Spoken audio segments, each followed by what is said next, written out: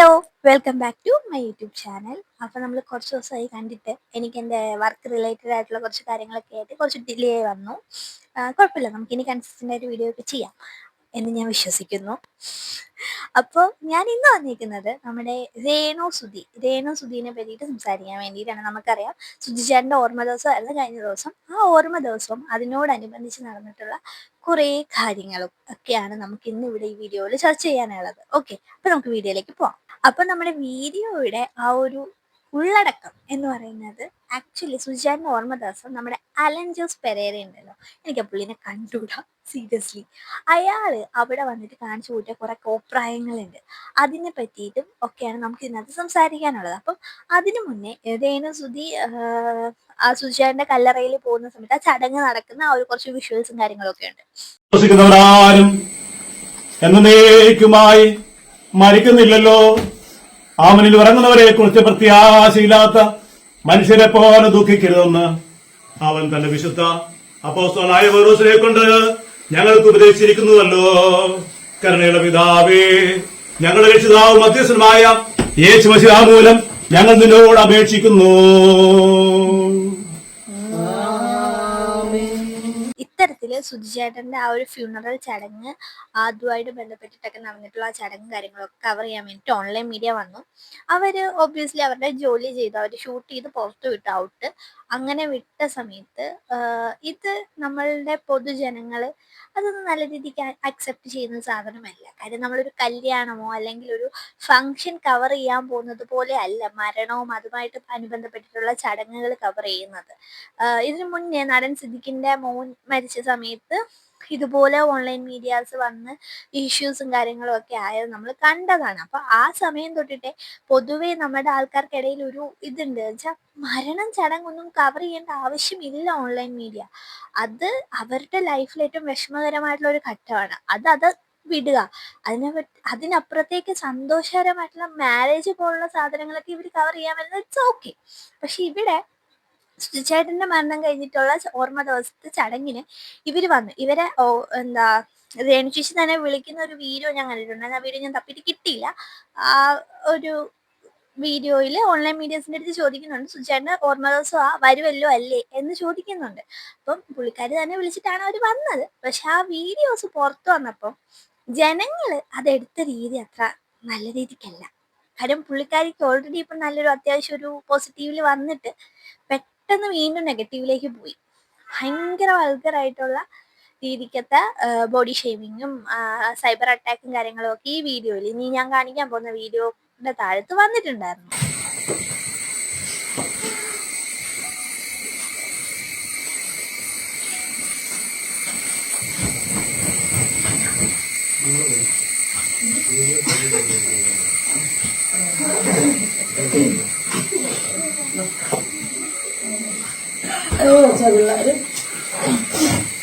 പിള്ളേര് മൂന്ന് വെച്ചോ?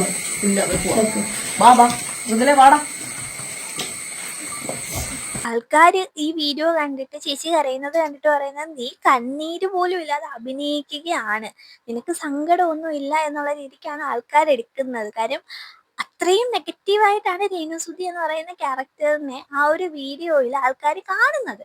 അതിൻ്റെ താഴത്തായിട്ട് രേണുസുധിയുടെ ഒരു ഭയങ്കര മോശമായിട്ട്, അതായത് ഭയങ്കര വികൃതമാക്കിയിട്ട് ഒരു പിക്ചർ വെച്ചിട്ടുണ്ട്. ഞാൻ സൈഡിൽ വെക്കാം.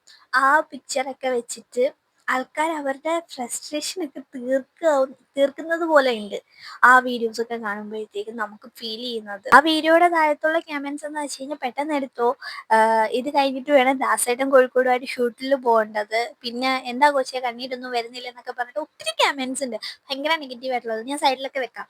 അത്തരത്തിൽ ആൾക്കാർ ഭയങ്കരമായിട്ട് സൈബർ അറ്റാക്ക് ചെയ്തുകൊണ്ടിരിക്കുകയാണ് രേണുസുധിനെ. ഈ ഒരു ഓർമ്മ ദിവസത്തെ വീഡിയോ ഓൺലൈൻ മീഡിയ ഷൂട്ട് ചെയ്തതുകൊണ്ട് ഓൺലൈൻ മീഡിയനെ ഒബ്വിയസ്ലി രേണുസുധി തന്നെയാണ് വിളിച്ച് ആ ഒരു ഫംഗ്ഷനിലേക്ക് കൊണ്ടുവന്നത്. പക്ഷെ അത് സാധാ ക്യാഷ്വലായിട്ട് നമ്മൾ എല്ലാവരെയും പരിചയമുള്ള ആൾക്കാരെ വിളിക്കുന്നത് പോലെ വിളിച്ചതാണോ അതോ നിങ്ങൾ വന്ന് കവർ ചെയ്തോ എന്ന് പറഞ്ഞിട്ട് ഇവരുടെ പെർമിഷനിൽ കവർ ചെയ്തതാണോ എന്ന് നമുക്കറിയത്തില്ല.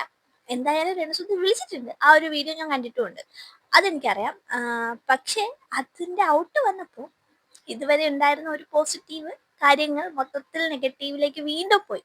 പണ്ടത്തതിനേക്കാൾ പിന്നത്തേതായി എന്ന് വേണമെങ്കിൽ പറയാം. ആ രീതിക്കായി. അപ്പം അവിടുത്തെ ചടങ്ങും കാര്യങ്ങളൊക്കെ കഴിഞ്ഞതിന് ശേഷം രേണു ചേച്ചി മീഡിയാസിന്റെ അടുത്ത് പറയുന്ന കുറച്ച് കാര്യങ്ങളുണ്ട്. നമ്മുടെ കൂടെ ചെയ്ത ആർട്ടിസ്റ്റുകളെല്ലാം വിളിച്ചിട്ടുണ്ട്. അവർ വരാമെന്ന് പറഞ്ഞത്. അവിടെ വരുമായിരിക്കും അല്ലേ? അല്ല, ഇവിടോട്ടേ വരുന്നുണ്ട്. ഉം, ഉം, ഉം. കാരണം എല്ലാരും ട്രെയിനിലും ഒക്കെ വരുന്നുണ്ട്. ഓക്കെ. ഇപ്പൊ കഴിയും ചടങ്ങുകളും കാര്യങ്ങളൊക്കെ പെട്ടെന്ന് തീരും. ഉം. വലിയ ചടങ്ങായിട്ടൊന്നും.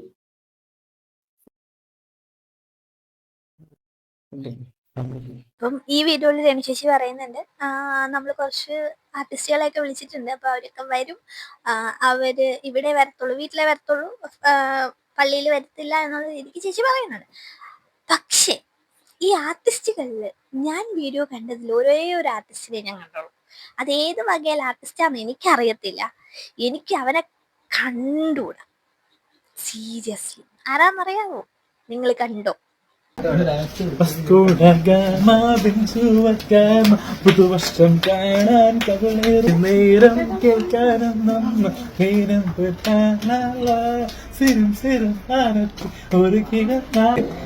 സുധീലയത്തിൽ വന്ന് ഡാൻസ് കളിച്ച അലന് ഒരുപാട് താങ്ക്സ്.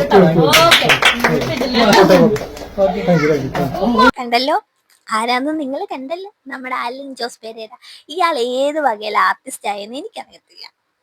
ഏതോ ഒരു തിയേറ്ററിന്റെ മുമ്പിൽ കിടന്ന് കുറെ കോപ്രായം കാണിച്ച് മലയാളികൾ എടുത്ത് വെച്ചിട്ട് ഫേമസ് ആക്കി. ആ ഫേമസ് ആക്കിയിട്ടുള്ള ആ ഫെയിം വെച്ചിട്ട് അയാൾ കാണിക്കാത്ത കാട്ടായങ്ങളിൽ സീരിയസ്ലി ഇവനെയൊക്കെ ആർട്ടിസ്റ്റ് എന്ന് പറയുന്നതിന് വേണ്ട ആദ്യം അടിക്കാട്ടോ. ഇയാള് മരിപ്പ് വീട്ടിലാടാ വന്ന് ഡാൻസ് കളിക്കുന്നത്. കഷ്ടം. ഒരു മരണം നടന്ന വീട്ടിൽ വന്നിട്ട് ഇമാതിരി കോപ്രായം കാണിക്കണമെങ്കിൽ ഇയാളുടെ കോമൺ സെൻസ് എന്തോരം ഉണ്ടെന്ന് നിങ്ങളൊന്ന് ആലോചിച്ച് നോക്കണം. കാര്യം ഒരു വ്യക്തിക്ക് എവിടെ എങ്ങനെ പെരുമാറണം എന്നുള്ളൊരു കോമൺ സെൻസ് വേണ്ടേ? ഇയാൾക്കതില്ല. ഇത് കണ്ടുകൊണ്ട് കൈയടിക്കാൻ വേണ്ടിയിട്ട് രേണുസുധിയും കൂടെ ഉള്ളവരും. രേണുസുധി എന്തുകൊണ്ടാണ് അങ്ങനെ കൈയടിച്ച് വെച്ചതെന്ന് എനിക്കറിയത്തില്ല.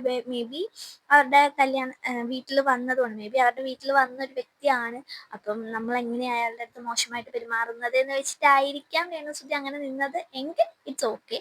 അതല്ല എങ്കിലും ഇച്ചിരി കടന്നുപോയി സീരിയസ്ലി. ഇയാളെ കിടന്ന് കാണിച്ചിരുന്ന കോപ്രായത്തിന് നിങ്ങൾ ഒരുമാതിരി കൊട പിടിക്കുന്ന പോലെ ആയിപ്പോയി നിങ്ങളുടെ ആറ്റിറ്റ്യൂഡ്. ഓക്കെ, ഇതിന്റെ താഴത്തെ കമന്റ് ബോക്സ് നിങ്ങളൊന്ന് കാണണം. ആ കമന്റ് ബോക്സ് നിങ്ങൾ വായിച്ചിട്ട് പോയാൽ മതി.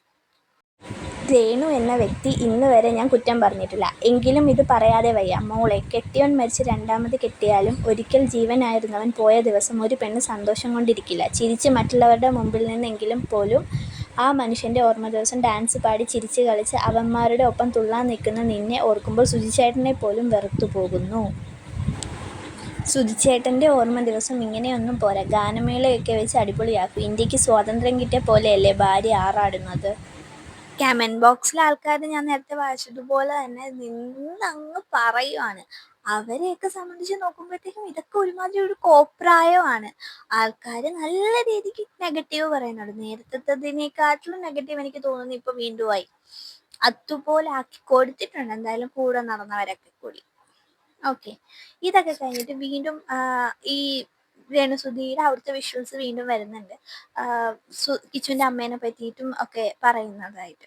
സുധിച്ചേട്ടൻ ഇപ്പം മരണപ്പെട്ടു. അതുപോലെ സുധിച്ചേട്ടന്റെ ആദ്യ വൈഫ് കിച്ചുവിനെ പ്രസവിച്ച ആള് മരണപ്പെട്ടു. സോ കിച്ചുവിന്റെ അമ്മ എന്ന നിലയ്ക്ക്, അതുപോലെ സുധിച്ചേട്ടന്റെ വൈഫ് എന്ന നിലയ്ക്ക് ഞാൻ പറയുകയാണ്, രണ്ടുപേർക്കും വേണ്ടിയിട്ടാണ് ഞാൻ പ്രാർത്ഥിച്ചത്.